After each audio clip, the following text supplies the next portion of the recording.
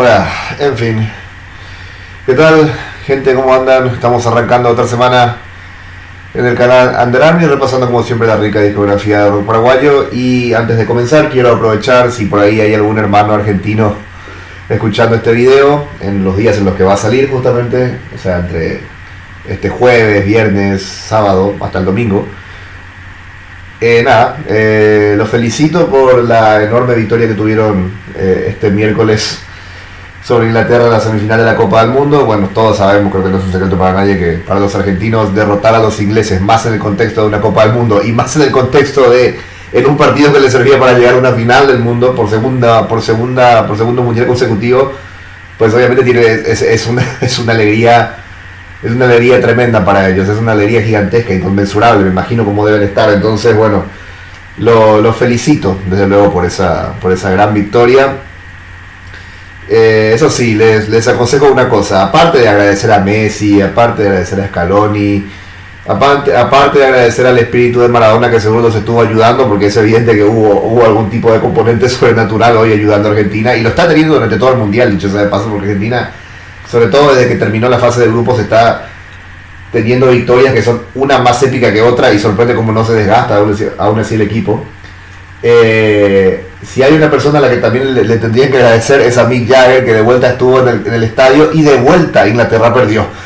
Yo no puedo creer que este tipo tenga casi 90 años y no se dé cuenta de lo que jugué. O sea, hace casi 30 años que Mick Jagger va a ver los partidos de Inglaterra en el Mundial, y cada vez que va, Inglaterra pierde. La otra vez se salvó, la otra vez fue la primera y creo que única vez en que él fue, Inglaterra ganó, que fue contra Noruega, que hasta lo dieron vuelta el partido y toda la jugada. Pero ya, o sea, el tipo también abusó de su suerte, dijo, ya la otra, ya me limpié la mufa la otra vez contra Noruega. No te limpiaste la mufa, fuiste de vuelta hoy y de vuelta Inglaterra perdió. En fin, dicho sea de paso, el último disco, ya que estamos hablando de Mick Jagger, ¿no? El último disco de los Rolling Stones, perdón, ¿cómo era que se llamaba? Algo así como Lenguas Extranjeras, algo así. Bueno, búsquenlo, seguro lo van a encontrar en Spotify. Foreign Tones, creo que sería la pronunciación en inglés. Busquen el nuevo disco de los Rolling Stones. O sea, ya para este punto la banda, ya para este punto de la vida me cuesta. Sí, Foreign Tones, ahí está. Lenguas Extranjeras sería el nombre. Ya para este punto me cuesta,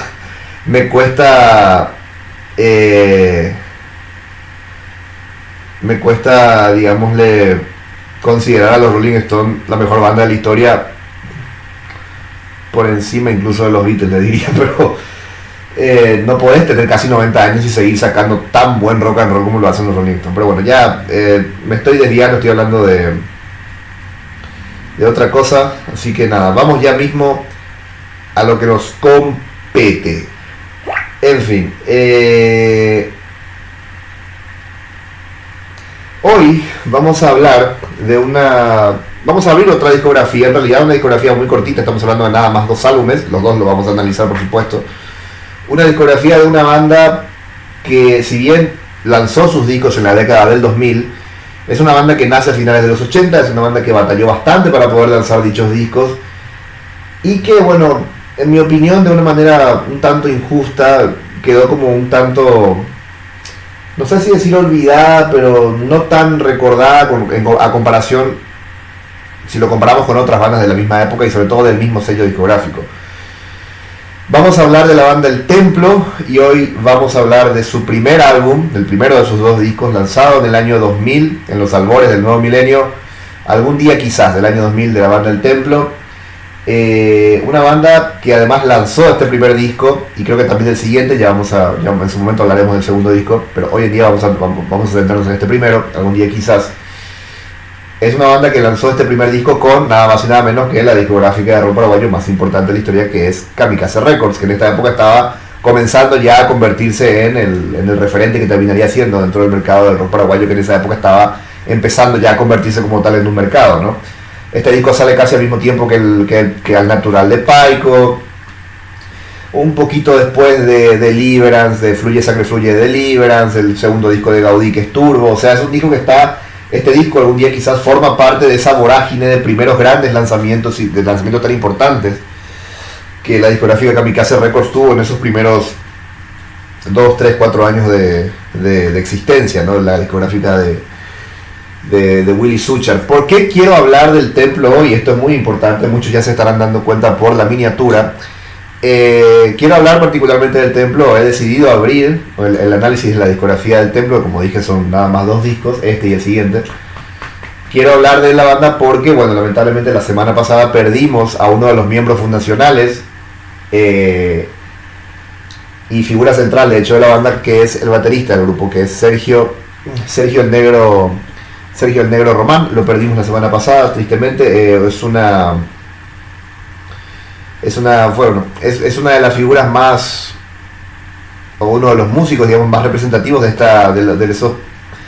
esa primera época del rock paraguayo post dictadura, porque el Templo, estamos hablando de que es una banda que, si bien lanza su primer disco en el año 2000, era una banda que ya había nacido al finalizar la dictadura, o sea, a finales de los 80.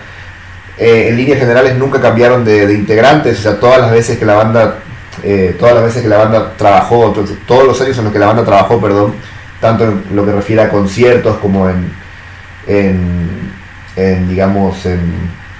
lo que tiene que ver con el trabajo en estudio, la banda siempre fue la misma, sacando por un integrante que entró, que más que reemplazar a otro, se sumó durante un tiempo, que ya vamos a hablar de los integrantes.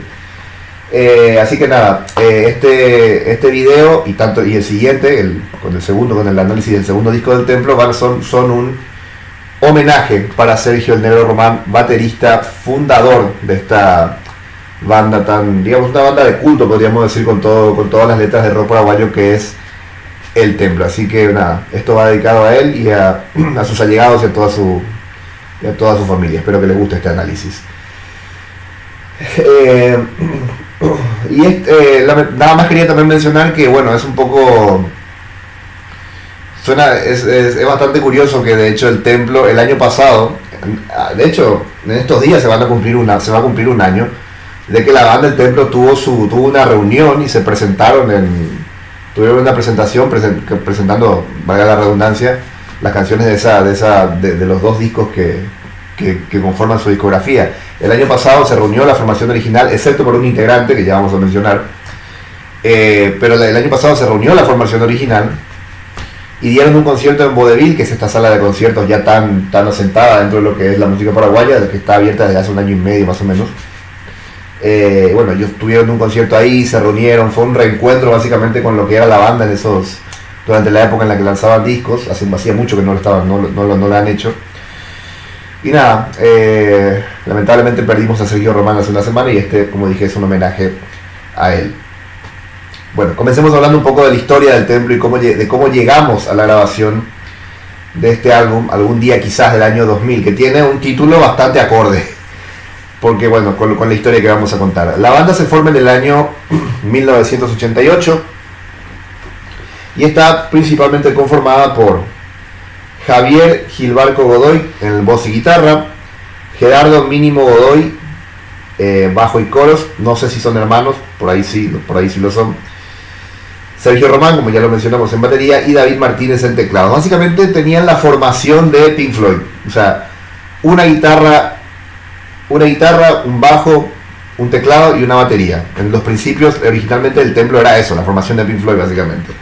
¿Y por qué nombro a Pink Floyd? Porque Pink Floyd es una banda que se nota que tiene mucho que ver con el estilo de la banda. Ya vamos a hablar de eso cuando hablemos particularmente de este disco en sí. Eso sí, la banda fue un cuarteto durante esos primeros años, aunque en un momento determinado se le sumó un guitarrista más, que es Felipe Vallejos. Felipe Vallejos es una figura relativamente importante dentro de lo que es la escena under del rock paraguayo, particularmente la de la década del 90, porque no solamente tocó con el Templo, sino también estuvo en otras bandas muy importantes de esa etapa de los 90, como por ejemplo el Shaman, o Chaos, o Raw White, o sea, bandas muy importantes de esa época, sobre todo adyacentes al metal. El Templo tiene un poco de eso también, aunque no termina de ser una banda de metal, ya vamos a hablar de eso. Bueno, Felipe Vallejo también hubo un tiempo en el que formó parte del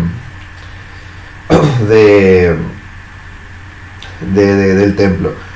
de la formación que grabó este disco algún día quizás, no sé si él seguía formando parte del Templo cuando se grabó ese disco, eso no lo sé, lo digo por Felipe Vallejos, pero sí estoy 100% seguro que Javier Godoy, Gerardo, David y Sergio, todos ellos sí formaron parte porque son todos miembros de la formación original, que se mantuvo durante toda la década del 90 hasta que llegaron a grabar este primer álbum algún día quizás del 2000. El grupo, en un principio, según nos cuenta el libro de Sergio Ferreira, tengo un tema que yo lo consulté para poder hablar un poco de la historia de la banda, que tiene un pequeño apartado. El grupo durante sus primeros tiempos vivía básicamente de tocar covers justamente de Pink Floyd y de The Doors. Es una banda que tenía mucho arraigo en lo psicodélico por lo que estamos viendo, pero ya de a poco empezaban a hacer sus propias canciones. En el año, así sobre todo combinando esos estilos más psicodélicos con los estilos más alternativos que ya empezaban a aparecer en la década del 90 y que estaban empezando a hacer sensación, ¿no? En el año 1996, la red privada de comunicación, que es lo que hoy es Canal 13 básicamente, de hecho sigue teniendo formalmente ese nombre, tengo entendido, la red privada de comunicación, Canal 13, realizaba un concurso de bandas en el cual el Templo, una especie de festival, digamos, que era al mismo tiempo un concurso, en el cual el Templo salió segundo, solamente por detrás de una banda llamada Habitantes del Sur. La idea es que el Templo, como segundo lugar de aquel festival, tenía que haber accedido a grabar un álbum, cosa que al final no pasó. Los concursos de televisión nunca jamás han sido, muy rara vez han realmente cumplido con sus promesas con los artistas que supuestamente dicen que van a promover en estos concursos. Casi nunca cumplen. Muy raras son las veces que se cumplen. Lo que sí suele pasar normalmente es que ese artista que pudo haber ganado, pudo haber salido segundo, tercero en un festival o en un concurso de televisión, después por su cuenta y gracias a la difusión, a que se hizo conocido en ese programa, después por su cuenta hace una carrera. Pero normalmente el concurso del programa en sí no lo ayuda después, casi nunca le funciona. Este es uno de esos casos, porque ni el Templo, que fue segundo lugar, ni Habitantes del Sur llegaron a como tal a grabar un disco como se supone iba a pasar por haber sido los primeros dos puestos, ¿no? en aquel festival de la RPC. A ver, había una de las canciones que de hecho es la que cierra este disco, que es Balada Criolla.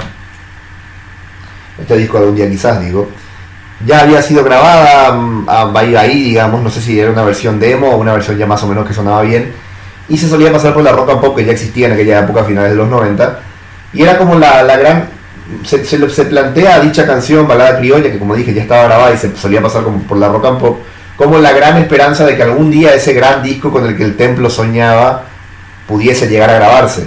El Templo como que se forma en el 88 y el disco es del 2000, o sea, tardaron más de 10 años en poder lanzar su primer disco.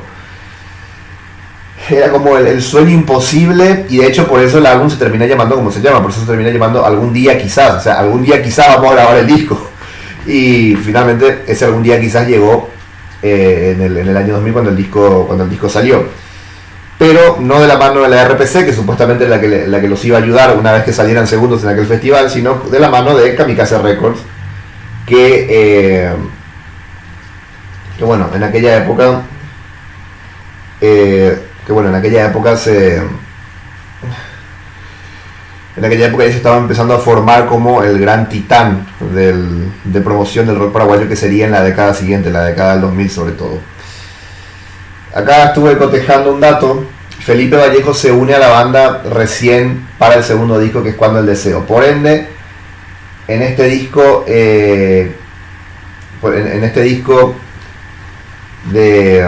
Algún Día Quizás solamente están los 4 integrantes originales. O sea, solamente están Javier Godoy, Gerardo Godoy, Sergio Román y David Martínez. Nada más están ellos. Felipe Vallejo se sumaría recién para el segundo disco, para Cuando el Deseo, que es del año 2003.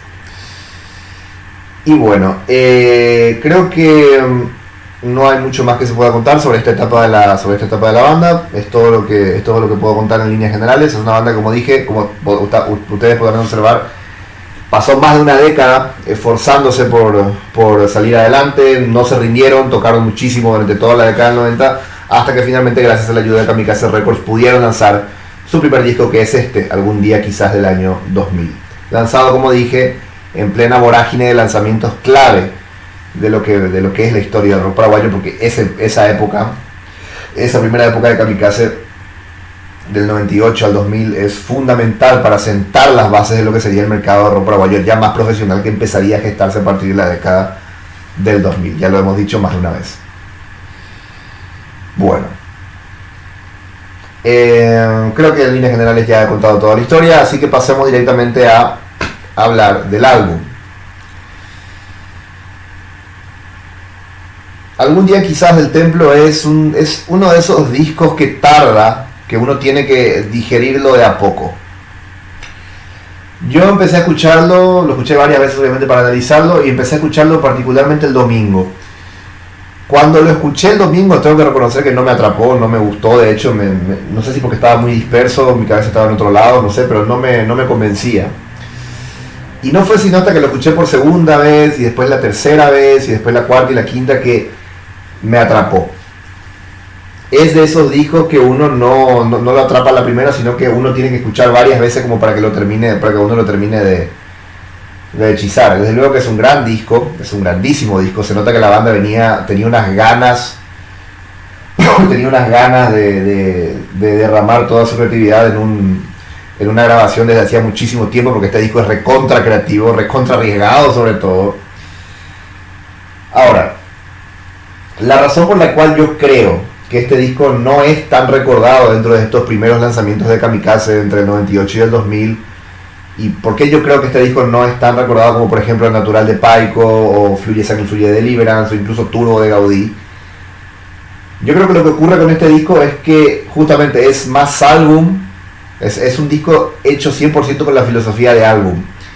Es de esos discos en los cuales es muy difícil extraer una canción y que sobreviva fuera del contexto del álbum. Dentro del contexto del álbum funciona genial, pero la sacás afuera y como que no es lo mismo. Para que nos entendamos, este es un disco que yo siento directamente que no tiene un single, no tiene un sencillo de difusión, una canción que se pudiese pasar en radio. Y acá quiero aclarar una cosa.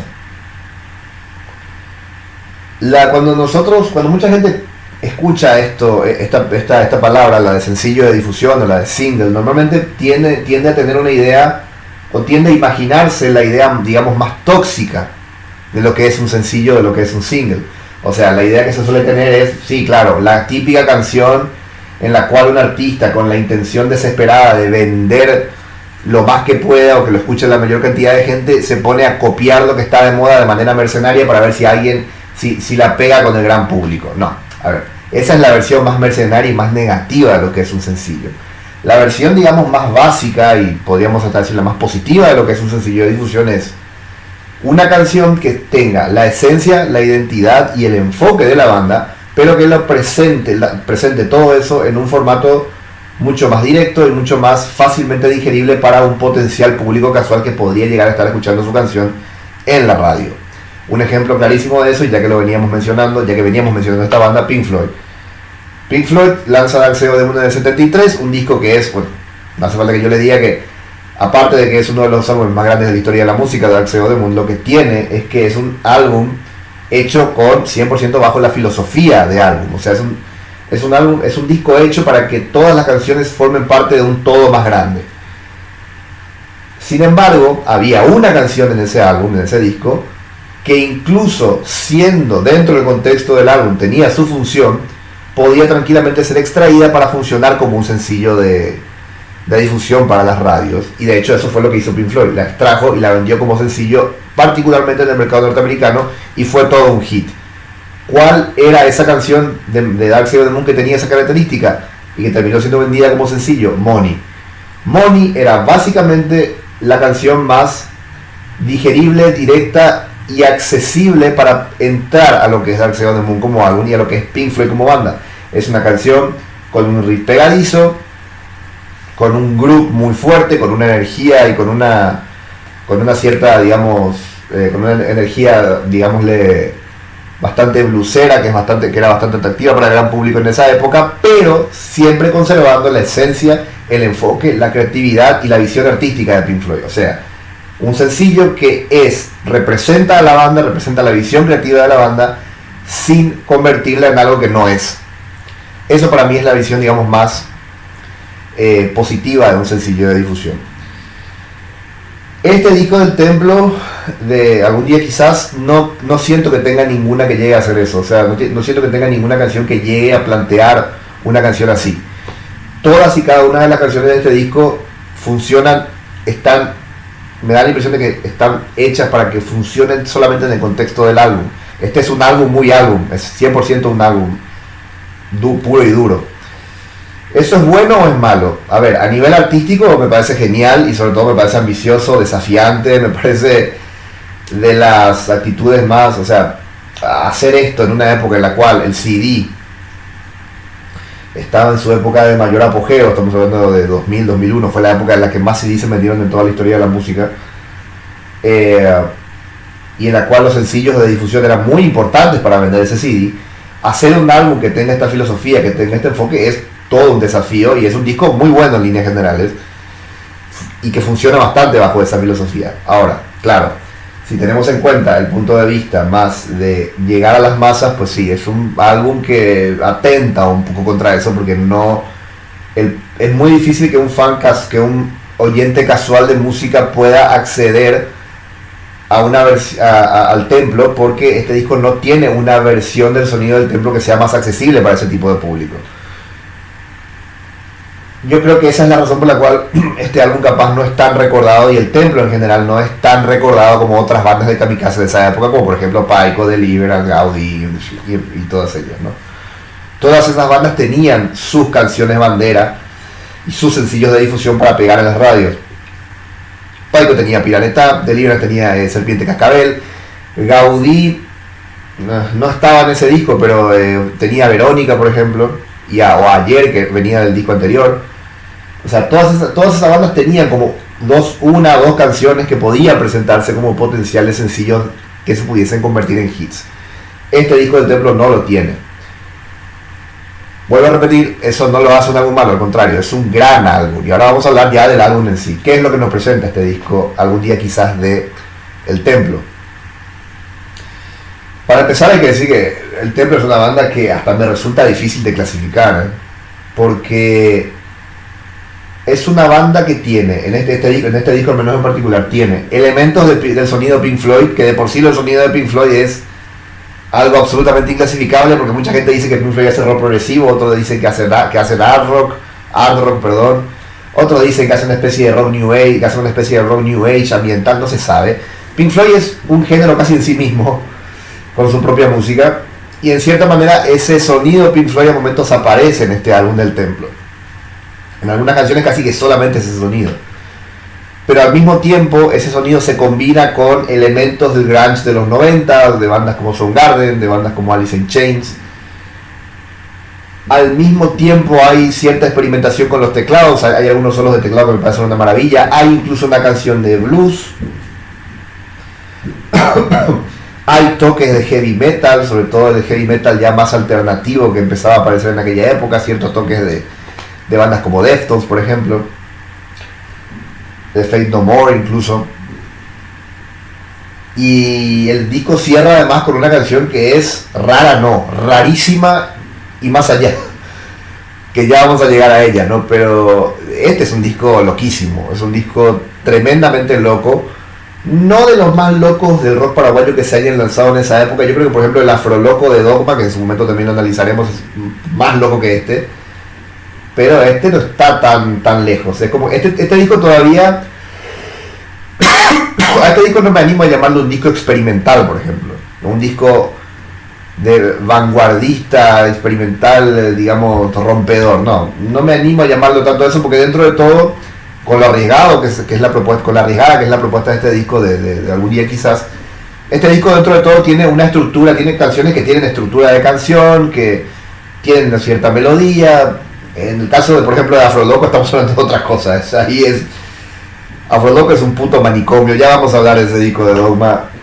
Probablemente sea de las siguientes bandas que analice. Pero aún así este disco del Templo es tremendamente ambicioso, tremendamente arriesgado, como dije, para la época. Y fíjense lo que era la escena del rock paraguayo en esta época, ¿no? Y acá voy a pecar un poco de viejo choto, porque me voy a quejar un poco de la actualidad. Fíjense lo que eran las bandas paraguayas que lanzaban material en aquella época. Paico no era parecida a Deliverance no era parecida a Gaudí no era parecida a Dogma, que no era de Kamikaze, pero era de la misma época. Dogma no se parecía al Templo, el Templo no se parecía a, no sé, a Turkish Blend. Si se dan cuenta, sacando a Dogma, casi todas las bandas eran del mismo sello discográfico de Kamikaze, todas: Turkish Blend, Paico, Deliverance, Gaudí, el Templo. Todas 5 bandas, las 5 eran de la misma, del mismo sello discográfico, y todas eran diferentes, todas eran todas tenían su propio estilo, su propia identidad, ninguna quería sonar parecida a la otra, y ninguna tenía ni siquiera un perfil de producción parecido a la otra. Ahí nos damos cuenta un poco la diferencia de la actualidad con esa época, ¿no? Hoy en día, banda que aparece, banda que tiene un estándar de sonido de producción que casi no se tiene que romper, incluso indiferente al estilo que hagan, ¿eh?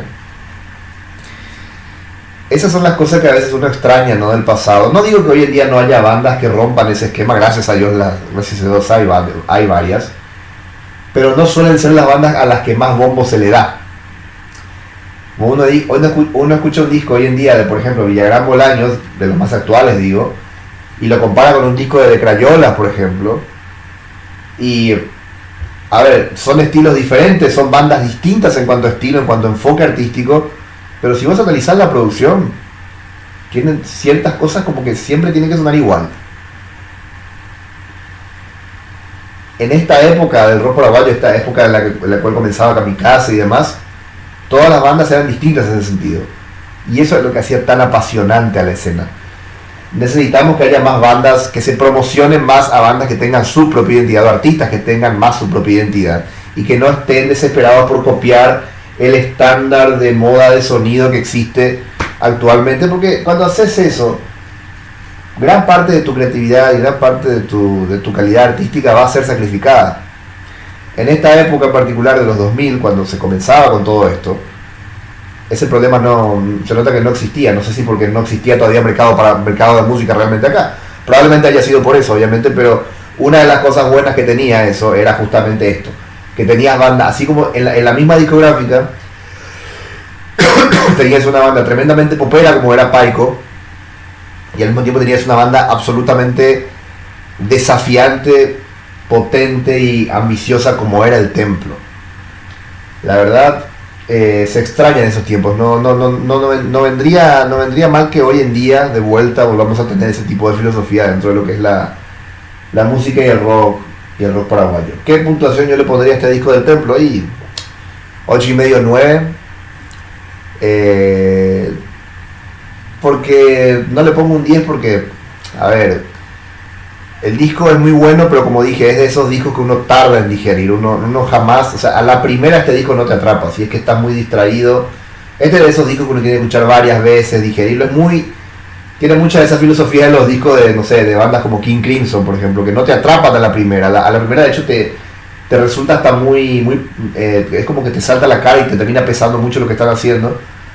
Pero una vez que vas dándole más escuchas al álbum y te vas acostumbrando al sonido, terminas viviendo una experiencia maravillosa. En fin, vamos ya mismo a canción por canción, que ya estamos llegando a casi a la media hora de video o de podcast. El álbum abre con 2 canciones divididas de manera extraña. Las 2 primeras canciones, que son 2 canciones introductorias instrumentales, se llaman 1993. Por alguna extraña razón, la primera, la canción número 1, se llama 1993 parte 3 y la segunda se llama 1993 a secas. Bueno, cosas de la época. Como dije, son 2 canciones que conforman una intro instrumental que básicamente tiene el espíritu del Pink Floyd, más atmosférico, más New Age, mezclado con rock. de Division Bell, del álbum de Division Bell del año 94, que es, durante mucho tiempo fue el último álbum de Pink Floyd, de estudio al menos, de material nuevo, hasta que apareció The Endless River en 2014. Como yo, a ver, no recuerdo si lo habré dicho, seguro lo habré dicho ya, Pink Floyd es mi banda favorita, por ende escuchar a una banda paraguaya hacer este sonido a lo Pink Floyd obviamente siempre va a resultar en algo placentero para mí, por ende me parece una gran intro. Después ya llegamos a la primera canción como tal, que es la número 3, que es Si Pudiera. Si Pudiera me hace acordar muchísimo al grunge de Soundgarden. Ese grunge más lento, casi tirando a lo psicodélico, siendo hasta casi bastante lúgubre a momentos. Obviamente que acá no está la voz de Chris Cornell, pero el cantante que es, a ver, voy a decir bien el nombre, no me quiero equivocar, discúlpenme. El cantante que es Godoy, a ver, no me quiero equivocar, lo quiero decir bien, a ver. Sí, Javier Godoy, que es el cantante y el guitarrista, hace un laburo tremendo en las voces, tiene una voz muy, muy identitaria, la verdad que es de esas voces que uno reconoce a la primera, ¿no? Y como dije, le da un toque de bastante misterio, casi amenazante, muy a lo Soundgarden, muy de esas canciones más lentas y pesadas de Soundgarden, espectacular. De hecho creo que es la canción más escuchada del disco, sí, de hecho es la canción más escuchada del disco Si Pudiera. Probablemente la más conocida de todo el álbum. Después viene la canción número 4, que es la única que yo creo que se acerca lo suficiente a ser un potencial sencillo de difusión, aunque no lo termina siendo, porque ya voy a mencionar por qué, que es En Aquel Sucio Motel. En Aquel Sucio Motel es una canción que tiene aires de pop rock, porque es una canción que tiene un ritmo muy estándar de 4x4, con una serie, con unos acordes muy imitacionales. Podría, como dije, ser tranquilamente una canción lo suficientemente buena lo suficientemente directa como para ser radiable. Lo que siento que le quita esa posibilidad es la melodía de la voz, que es ya no es mala, pero no es lo suficientemente popera como para que pudiese funcionar, por ejemplo, como sencillo de difusión. Pese a eso, la canción es muy buena, tiene un solo de acá donde empieza ya a aparecer los juegos de teclado de David Martínez, que hace un gran laburo como tecladista en este disco, hace un solo de teclado muy bueno en esta canción, que le queda muy bien, que aumenta un poco ese aire más potencialmente popero que tenía este tema, que como dije no se termina de cerrar por el tema de la melodía de la voz. Después viene la canción número 5, que es Huellas de Amante, que es directamente un blues. Un blues hard rock buenísimo, a mí me encanta. Este también yo creo que si la banda se animaba por ahí la podía lanzar como sencillo, porque en esa época bandas como Los Ratones Paranoicos y todos estos grupos de rock chabón, onda viejas locas, estaban como muy de moda y venían mucho acá a Paraguay. Pues bueno, Huellas de Amante, hacer un tema blusero que medio podría llegar a encajar con ese público acá en Paraguay, que era relativamente masivo. Pues una lástima que la banda no lo haya, creo que no lo lanzaron como sencillo, capaz porque es una canción muy solitaria de blues en este disco. Este disco no tiene otra canción con estas características en todo su tracklist.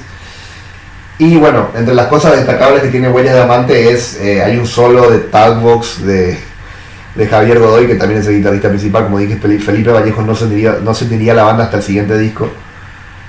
Hace un solo con un Talkbox. Para los que no saben lo que es el Talkbox, es esa especie de tubo que se conecta a la guitarra, que es muy conocido sobre todo porque la usa Richie Sambora en Living on a Prayer de Bon Jovi, para la intro. Bueno, Peter Frampton fue el que hizo en realidad famoso ese aparato tan particular que mucha gente dice que es asqueroso utilizarlo para tocar.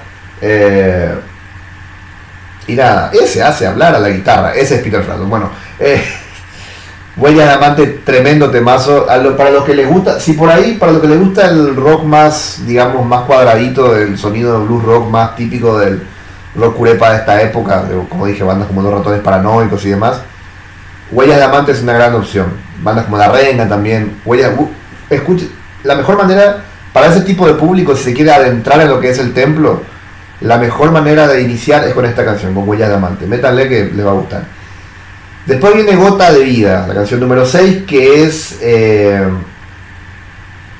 Gota de Vida es otra canción que tiene cierto aire de grunge, también tiene cierto coqueteo con el metal más alternativo, a momentos tiene un riff y una que se complementa con la sección rítmica y le da cierto grado de groove. Está bastante bien, es de vuelta, o sea, acá es probablemente la canción en la que más, junto con la primera que si pudiera, es de las canciones en las que más se notan las influencias noventeras del Templo. Está bastante bien, la influencia más alternativa. Después viene una transición, la canción número 7, que es My Ghost, que dura apenas 50 segundos, que es un solo de piano. De vuelta les digo el nombre de David Martínez, que es el nombre del tecladista. Para pasar a la canción número 8, que es una de las mejores del disco, que es Violent R&B Blues. Que muchos pensarán por el nombre que es un blues. No es un blues, es una canción. Esta sí es una canción ya 100% influenciada por el aura de Pink Floyd.